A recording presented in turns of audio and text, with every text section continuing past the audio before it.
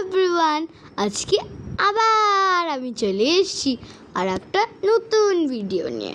আমার নাম চুনিতা। আজকে আমি এসেছি আর একটা দাদান বাড়ি তুফানগঞ্জে।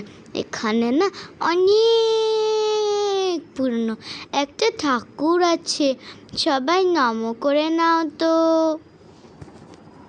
আমি ঠিক জানি না কত বছর পুরনো, কিন্তু এটা ঠিক জানি যে অনেক বছর পুরনো। আমি একটু গেটের সাথে তারপরে খেলে নিলাম, তারপরে আমরা ঘুরতে বেরিয়ে গেলাম।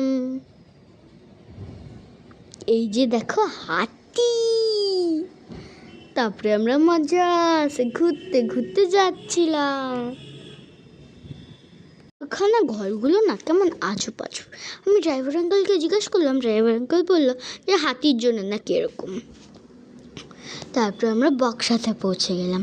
আমরা বক্সা ফোরতে তো গেলাম না, কিন্তু একটু উপরে গিয়ে আবার আমরা নিচে চলে আসলাম। তোমরা জানো আমি কি দেখলাম?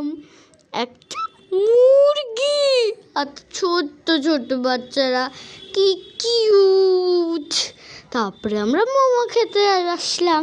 তোমরা তো জানো খাওয়া ছাড়া আমার কোনো ঘোরা নেই, তাই আমি বেশি প্লেটটা নিলাম।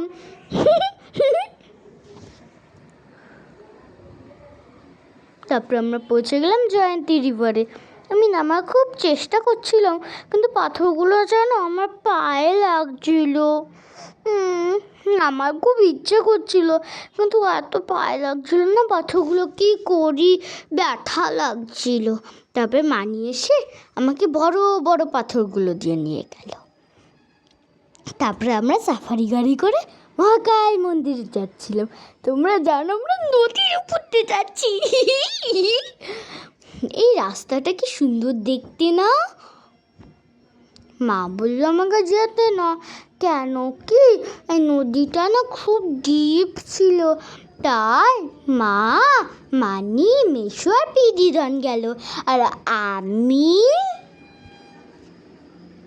দিদন, দাদান আর মানে বাবা ওখানে বসেছিলাম।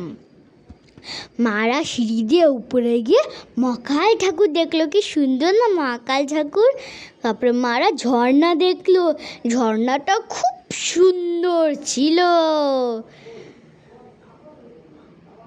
তারপরে আমরা সবাই মিলে আবার গাড়ির ওখানে পৌঁছে গেলাম সাফারি গাড়িতে।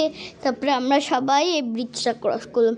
এই ব্রিজটা ক্রস করা না খুব কষ্টকর ছিল, কেন কি এটা খুব নড়াচড়া ছিল, তো তাই আমরা একটু ফটো তুলে নিলাম। তারপরে এখানে সবাই যারা যারা গেল, তারপরে আমি আর মাও একটু ফটো তুললাম। পরে গল্পটা পরে বলবো। বাই।